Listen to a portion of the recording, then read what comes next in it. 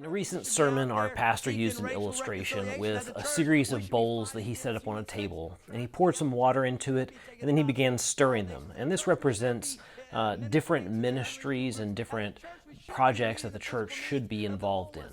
And I want you to just watch and see what he said about it. All right, so let's say that each of these bowls represent a ministry, and we say we're going to serve the homeless, and we're going to serve the refugees, right? And we say that we're going to serve widows and orphans. And we say we're going to be missionaries to unreached people groups. All right, so we're making our buckets. And let's say we also want to have a presence in our school district, right? We got a lot of elementary, middle school, high schools, a lot of kids here. We even have a lot of homeless teenagers right here in A-Leaf, so we're going to have a presence there too. I'll get a little bit more water. Y'all are like, why are you wasting all of our water? Are you going to drink this? You can drink it after. All right, so let's say to demonstrate our involvement in these ministries, the water has to be moving. There has to be movement. So I got a little spoon here. I'm going to stir it. And so I got this one moving. We're active. We are involved over here ministering to the homeless here in Houston. But look at these four. All the water is still. So I'm going to take a break from this for a second, and I'm going to do some refugee ministry. And now that is moving. The homeless one's still moving a little bit. But I also want to minister to the widows and orphans here, so I'm doing that now. One slowing down, so I'm going to come back to one. All right, 2 and 3 are moving, so we're now involved in these 3, but I even touched unreached people groups. So I'm going to serve over here. Now we got some unreached people group movement. Oh, 3's already stopped. Widows and orphans, we got to get back to that. Refugees, back to that. Homelessness, back to that. Unreached people groups. I have not even got to the school district yet, but now I'm getting to it. So sorry, homeless, refugees, widows, orphans. I got to work on the school district. I'm come back, get the homeless going, get the refugee ministry going, widows and orphans, unreached people groups. Now I got, what is this, school districts? All right. These 3 already stopped. That's impossible.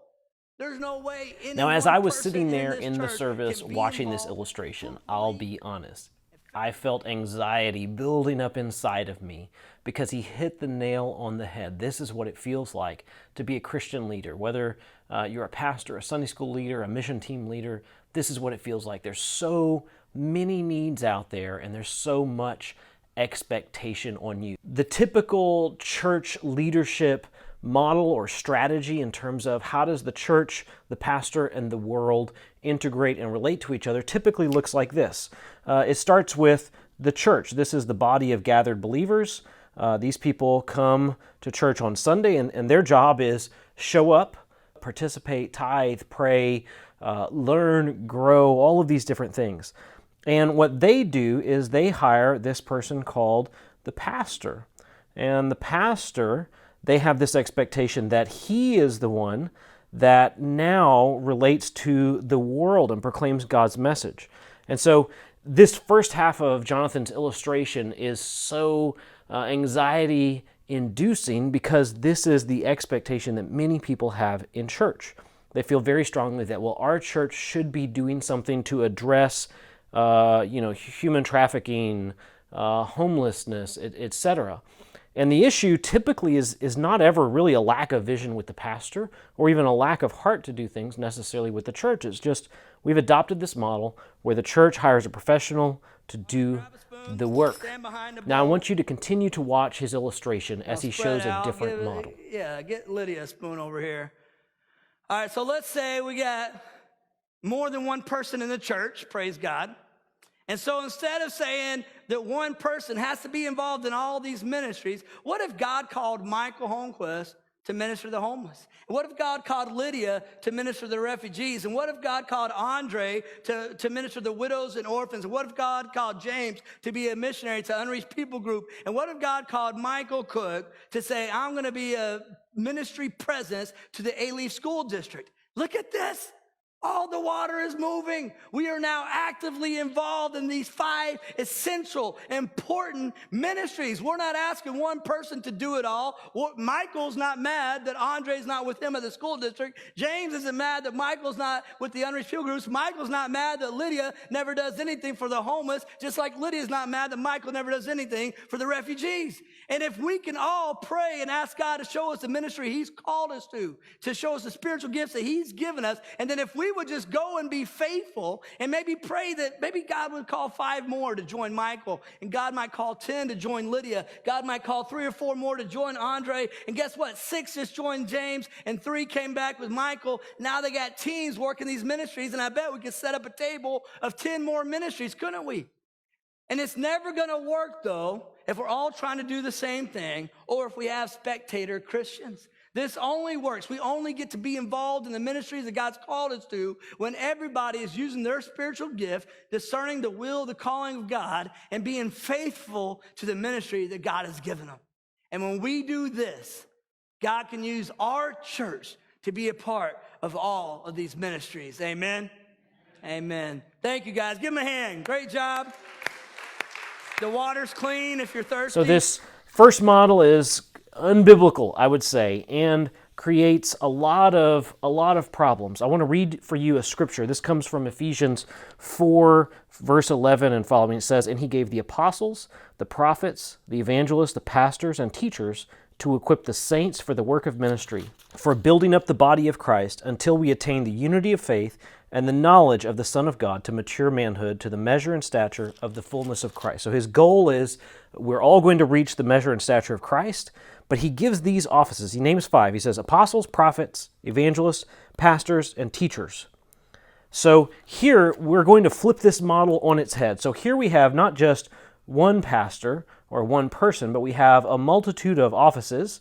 Some of these offices we don't have today. We don't have an apostle today. But God gives this group of people to do something. And that something is this: to equip the saints.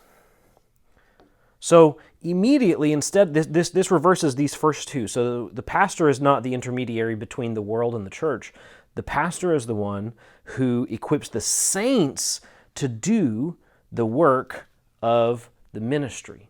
And so I mentioned before that when churches are not being active in particular things, it's typically not due to a lack of vision. A lot of times it's due to a lack of people. It's not even due to a lack of money. It comes down to people resources. What can we do? What has God called us to do? There's a second verse I want to read to you, and that is 2 Timothy 2:2. And he says, this is Paul writing to Timothy, he says, "And what you have heard from me in the presence of many witnesses, entrust to faithful men who will be able to teach others also." And so, in a similar fashion, we could say, well, this first person is Paul, and here we have, Paul says, "What you have heard from me." So there's Paul to Timothy, okay? "Take and teach to faithful men." We'll just draw a lot of lines here. Okay, so Timothy is to teach faithful men, and these faithful men, how do we know their faithfulness? Is they have the ability to teach others also. And so in both places where Paul is talking about what should Christian leadership do, it is prepare the saints for the work of the ministry, and this should be a generational approach. So when we look at our community from a needs-based perspective, there are a nearly infinite number of needs in our community, right? Right here in Southwest Houston, we're inner city. We're also very, very international. It's transient. There's high crime. There's lots of problems, and it can be completely overwhelming. So there's no end to problems and to solutions for problems. But what we're lacking oftentimes is this chain of succession. Now, this is the long approach. Right? If you go, look, there's homelessness happening today, what are we going to do about it?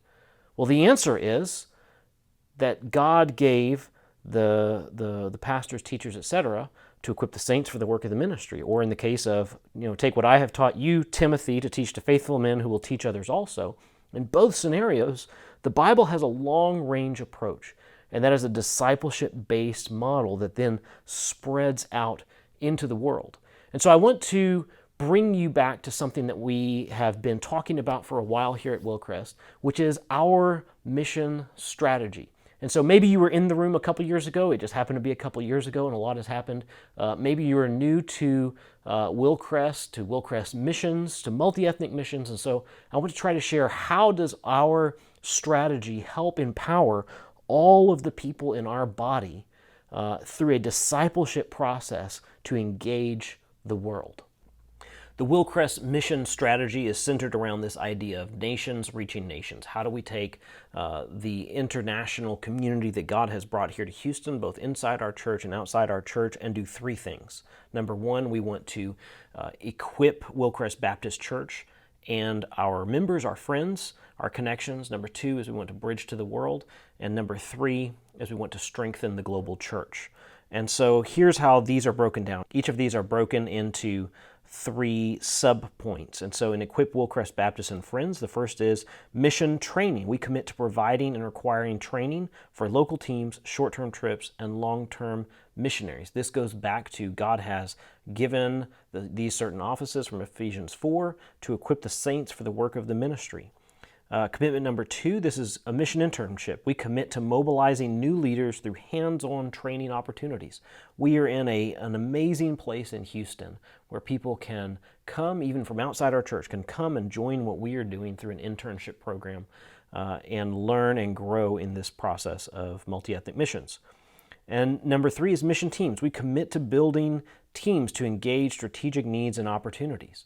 And so oftentimes mission policies and even strategies are a way of kind of blocking people from doing things.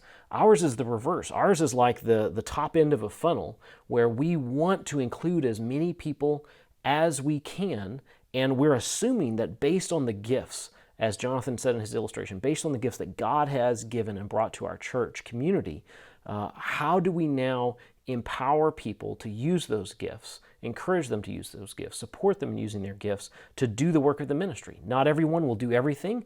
Each gift is given to each person according to how the Spirit leads. And so this leads us to being a bridge to the world. Number one is gather. We want to gather strategic teams of people. So here we have a carryover from of that idea of teams. We're committed to understanding our diverse church body, recognizing gifts, affirming callings, and developing talents. Commitment number five, we commit to begin projects and partnerships at home from connections within our diverse church body and community. So this is connecting to Houston's global community. We don't want to just start random projects. There are so many problems out in the world that we could be addressing. And as we have prayed through and thought through what is our place in God's mission, it is this right here. It's the idea that God has brought the nations right here. And so not that we don't go, our heart is to go and to mobilize through right here in Houston to go, but we want to make sure that we are being faithful here first. We don't want to just lead Christian vacation trips. We want to be engaged in ministry here, to build relationships, partnerships, connections here, and then see where God will take us as we go abroad with those.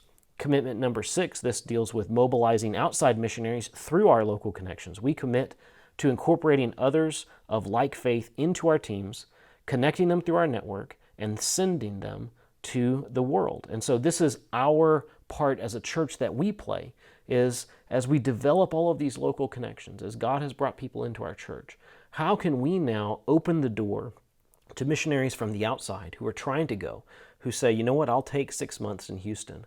I'll get trained, I'll get connected, and then I'll be sent out to the world. This is our part that we're going to play. And finally, this leads us to strengthening the global church. As we're sending people out, how will we impact the global church and partner with them? Which, number one, is partner. We commit to partner with and through local churches throughout the world, as such partnership is necessary for sustained impact. Our goal is not to go somewhere and to work alone, and is to be a Wilcrest project or an internship program project or a mission agency project. We want to see the local churches that are there to be blessed by us, through us, work with us, in partnership with us, because they're staying there for the long term. And if we can't leave a healthy church once we're done, then it's not going to be sustainable. And so partnership is key. Commitment number 8, this comes to the word disciple. We commit to focusing our partnerships on long-term discipleship. Our projects and partnerships have the long-term maturity of believers as the goal. So part of this process of discipleship is evangelism. But we don't want to simply go out and share the gospel with a lot of people. There are many, many categories that fit under the topic of missions.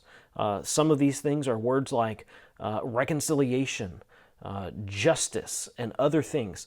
And so we don't want to lose sight of the evangelism side, Neither do we want to lose sight of the holistic, reaching the whole person.